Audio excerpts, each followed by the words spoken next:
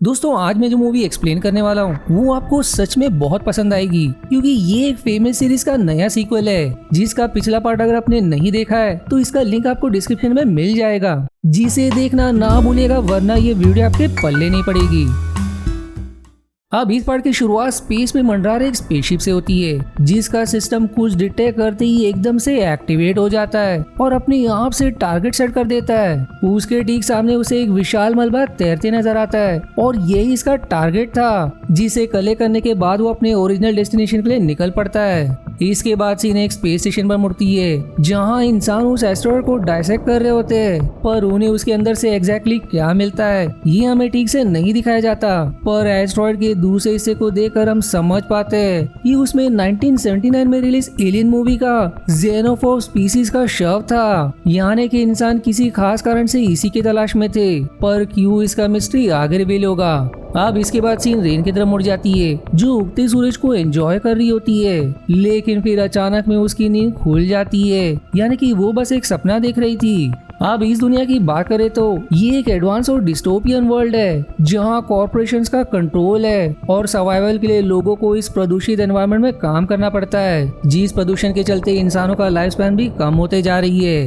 वहीं यहाँ synthetic Android जैसे बींग्स को भी डिप्लॉय किया जाता है जिनका काम इंसानों की मदद करना है, जैसे कि एंडी की बात करें तो ऑल्दो वो एक एंड्रॉइड है पर उसमें इंसानों जैसी मासूमियत है जिसे रेन अपने भाई से कम नहीं मानती। वहीं रेन एक अनाथ है जो खुद भी फार्मिंग का काम करती है और यहाँ हर इंसान को कुछ डिफाइंड आवर्स के लिए काम करना ही पड़ता है, जिसके बाद ही उन्हें उनकी आजादी दी जाती है। उसका सपना है अपने काम का कोटा खत्म करने के बाद ये वागा प्लांट पर एंडी के साथ जाने का, पर उसका सपना तब टूट जाता है जब उसे अपडेट मिलता है कि मजदूरों की कमी के चलते उसका वर्क कोटा बढ़ा दिया गया है, यानी कि अब वो अगले 5 साल तक यहीं पर फंसी रहेगी।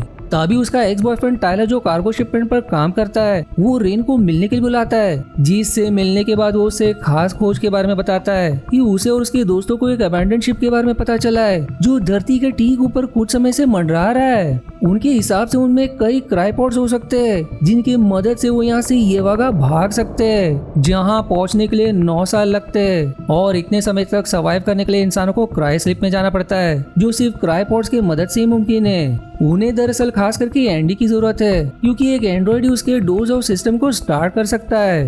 अब रेन यहाँ पहले ऐसे जोखिम भरे एडवेंचर के लिए तैयार नहीं होती, लेकिन यहाँ से आजाद होने का मौका भी वो जाने नहीं दे सकती थी, इसलिए आखिर में वो मान जाती है, जिसके तुरंत बाद तीनों भी ब्यॉन, उसकी गोदली बहन नवारो और टाइलर की बहन काय के साथ एक कार्गो प्लेन में सवार उस अबैंडन्ड स्पेसशिप की तरफ निकल पड़ते हैं। उनके सफर के दौरान हमें एक नई चीज के बारे में पता चलता है कि जिस प्लेनेट पर अभी वो बसे थे उसके इर्द गिर्द सैटर्न की तरह एस्ट्रॉइड बेल्ट बने हुए हैं जो दिखने में बहुत ही भव्य होते हैं। पर ये सभी जैसे ही डेस्टिनेशन के करीब पहुंचते हैं उन्हें एक शॉकिंग जानकारी का पता चलता है कि ये कोई स्पेसशिप नहीं बल्कि मूवी के शुरुआत में दिखाया गया वही स्पेस स्टेशन कॉल्ड रेनेसेंस है जो 3 दिन बाद एस्ट्रॉइड बेल्ट से टकरा जाएगा, यानी कि उन्हें अपना मिशन उससे पहले खत्म करना होगा। इसलिए कार्गो शिप के स्पेस स्टेशन से डॉक करते ही एंडी की मदद से दरवाजा खोलकर तीनों भी स्पेस स्टेशन में प्रवेश कर जाते हैं, जिस दौरान उन्हें ग्रेविटी पर्च के झटके भी महसूस होते हैं, जहां कुछ मिनट बाद ग्रेविटी एक्टिवेट और डीएक्टिवेट होता रहता है स्पेस स्टेशन को आइडल स्टेट में फटने से बचाने के लिए।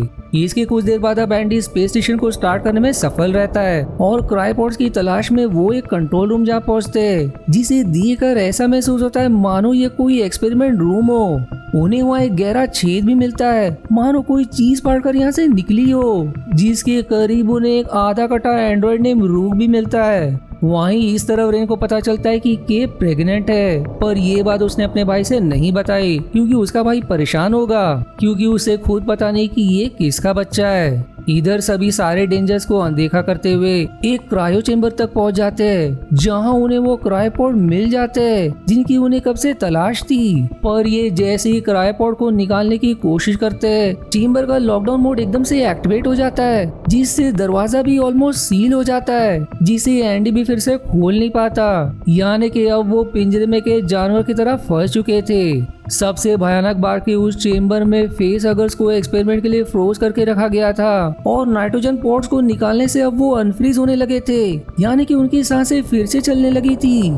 यहाँ रिन और नवारो को पता चलते ही उनकी मदद के लिए वो स्पेस स्टेशन में दाखिल हो जाते हैं, जहाँ फिर रिन उस डैमेज एंड्रॉइड के मॉड्यूल को निकालने का तय करती है ताकि उसे एंडी में फिट किया जा सके, जिससे एंडी डोर खोलने में सफल रहेगा क्योंकि उस मॉड्यूल के अंदर इस स्पेस स्टेशन के क्रेडेंशियल्स है। पर ऐसा करते वक्त अचानक में वो एंड्रॉइड रूक थोड़ी देर के लिए जाग जाता है, जिससे कैसे तो रिन पीछा छुड़ाती है, जो फिर तुरंत मॉड्यूल को लेकर टाइलर को एंडी में लगाने को कहती है, जिसे लगाते ही एंडी थोड़ी देर के लिए रिबूट मोड में फ्रोज हो जाता है। पर अभी तो उनकी मुसीबत शुरू ही हुई है क्योंकि फेस हगर्स आजाद होते ही दोनों पर टूट पड़ते हैं। एक समय तो दोनों भी फेस हगर्स का शिकार बनने ही वाले थे, पर दोनों भी कैसे तो उनसे पीछा छुड़ाते हैं और समय रहते एंडी को भी होश आ जाता है, जो तुरंत डोर को अनलॉक करके सभी बाहर निकल आते हैं। लेकिन फेस हगर्स अब भी उनका पीछा नहीं छोड़ते, जिनमें से आखिर में एक नवारो को दबोच लेता है। वो सभी जितना कोशिश करते उसे निकालने की, फेस हगर उतना ही उसका गर्दन मरोड़ने लगता है। तब एंडी, जिसमें अब उस रूप की मेमोरी आ गई थी, वो सुझाव देता है कि इससे पीछा छुड़ाने का तरीका सिर्फ रूप को पता होगा,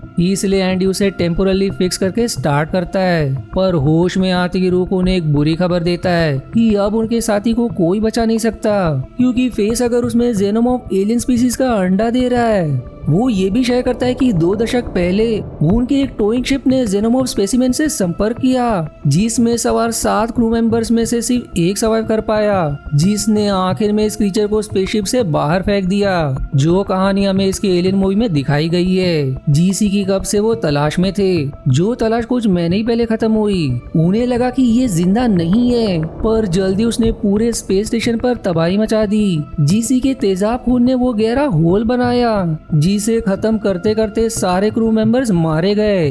तभी रेन को चमकता है कि फेस हगर के टेल को फ्रीज करने से वो उसका गला घोटना छोड़ देगा, जिससे वो उसे खींचकर निकाल सकते हैं, जो काम भी कर जाता है। पर रू का मानना था कि फेस हगर ने अपना काम कर चुका है, यानी कि उसने उसके अंदर अपना अंडा छोड़ चुका है, इसलिए उन्हें उसे वहीं छोड़कर भाग जाना चाहिए। पर बियोन ये मानने को तैयार नहीं था, इसलिए वो नवारो को लेकर निकलने लगता है। लेकिन फिर रू कैंडी को याद दिलाता है कि इंसानों की रक्षा करना तुम्हारी ड्यूटी है, इसलिए हजारों को बचाने के लिए उसे कुछ की कुर्बानी देनी होगी। इसलिए एंडी, जो अब रूक के मॉड्यूल के असर में था, वो बियोन के रास्ते आ जाता है, पर बियोन उसे एक टेजर के झटके से दूर कर देता है और अपनी बहन को लेकर स्पेसशिप की तरफ भागता है। वो बिना बाकियों के लिए स्पेसशिप लेकर जाने लगता है, क्योंकि उसे डर था कि एंडी उसकी बहन को नहीं छोड़ेगा और बाकी भी उसका साथ देंगे। पर रूक सही कह रहा था, क्योंकि स्पेसशिप के चालू होते ही नवारो को भयानक दर्द होने लगता है और फिर देखते ही देखते उसके छाती को फाड़ते हुए जेनोमॉर्फ का बच्चा जन्म देता है, जिसे देख काई और बियोन दोनों दंग रह जाते हैं, जिस प्रोसेस में नवारो मारी जाती है। ऊपर से सिर्फ नवारो स्पेसशिप उड़ाना जानती थी, जिसके कारण अब स्पेसशिप अपना बैलेंस खो देता है, जो कई बार स्पेस स्टेशन से टकराने के बाद स्पेस स्टेशन के दूसरे हिस्से में क्रैश कर जाता है, जिससे स्पेस स्टेशन को गंभीर डैमेज होता है, जिसके कारण अब सिर्फ लगभग 1 घंटे में स्पेस स्टेशन एस्टेरॉयड बेल्ट से टकराने वाला है।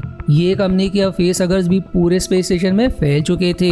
उनके पास अब एक ही रास्ता बचा था दूसरी साइड पहुंचने का, पर इसके लिए उन्हें सबसे पहले फेस हगर से क्रॉलिंग एक चेंबर को पार करना होगा। एंडी अब उनसे एक जरूरी जानकारी शेयर करता है कि फेस हगर सिर्फ गर्मी से इंसान को डिटेक्ट करते हैं, इसलिए यदि वो अपने शरीर के टेम्परेचर को गिरा दे तो वो बिना डिटेक्ट हुए निकल सकते हैं, जो वो ऐसा ही करते हैं। लेकिन यहाँ जब काय को होश आता है और वो बियोन को ढूंढते हुए स्पेस स्टेशन में जाती है, तो उसे घिनौना कुकून मिलता है, जिसमें जेनोमॉर्फ रेस कर रहा था। पर बदले की आग में बेवकूफ बियोन वहां पहुंचकर उसी इलेक्ट्रिक टेजर से उसे मारने की कोशिश करता है, लेकिन जेनोमॉर्फ बहुत जल्दी बड़ा हो चुका था, जो अपने नुकीले टेंटिकल से उसकी जान ले लेता है और काय को जान बचाकर भागना पड़ता है। यहाँ ये तीनों भी फूक फूक कर आगे कदम बढ़ा रहे होते, पर उनके शरीर का टेम्परेचर गिरने से फेस हगर्स को उनकी भनक लग जाती है, इसलिए फिर तीनों को भी दुम दबाकर भागना पड़ता है, जो फेस हगर्स का शिकार बनते बनते बचते हैं। इधर काइट टाइलर के तलाश में जेनोमॉर्फ से बचते हुए आगे बढ़ रही होती है, जो आखिर में उन्हें ढूंढ भी निकालती है।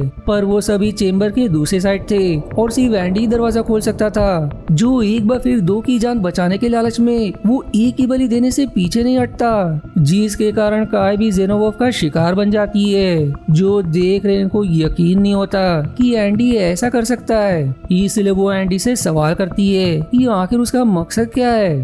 तब एंडी रिवील करता है कि रूह का मॉड्यूल अब उस पर हावी हो गया है और अब उसका एक नया मिशन है, जिसके बारे में समझाने के लिए वो ने एक सीक्रेट फैसिलिटी में ले जाता है। वो शेयर करता है कि इंसान स्पेस माइनिंग के वातावरण में खुद को ढाल नहीं पा रहे, जो एक दिन ऐसे ही लुप्त हो जाएंगे। इसलिए रूप के ओनर कंपनी ने एक नए जीन पर रिसर्च करने का तय किया, जिसे इंसानों में इंजेक्ट करने से वो सख्त वातावरण में जी सकते हैं। जिसे ही पाने के लिए वो जेनोफॉब के रिमेनिंग के खोज में लग गए। जीसी को पाने के बाद उन्होंने ऐसा सीरम तैयार किया जो इंसानों के ऑर्गन को अपग्रेड कर सकता है। इसीलिए अब एंडी का मिशन इन सीरम्स को सेफली ह्यूमन कॉलोनी में ले जाने का है। पर इससे पहले कि वो ऐसा कुछ भी कर पाते, बाहर जेनोफॉब घात लगाए उनका इंतजार कर रहा था। इसलिए अब गन्स लेकर वो दूसरे लॉन्ग कट रास्ते से आगे बढ़ने लगते, लेकिन उनके होश तब उड़ जाते जब उन्हें पता चलता है कि यहाँ एक नहीं बल्कि कई जेनोमॉर्फ काफी समय से रेंग रहे, जिन्हें घिनौने जाल में उन्हें काय भी ट्रैप मिलती है, जिसकी सांसें अब भी चल रही थी। इसलिए तीनों भी उसे आजाद करते, पर वो ज्यादा देर तक जिंदा नहीं रहती। इसलिए एंडी उसमें वही सीरम इंजेक्ट करने का सुझाव देता है, जो शायद काम कर जाए।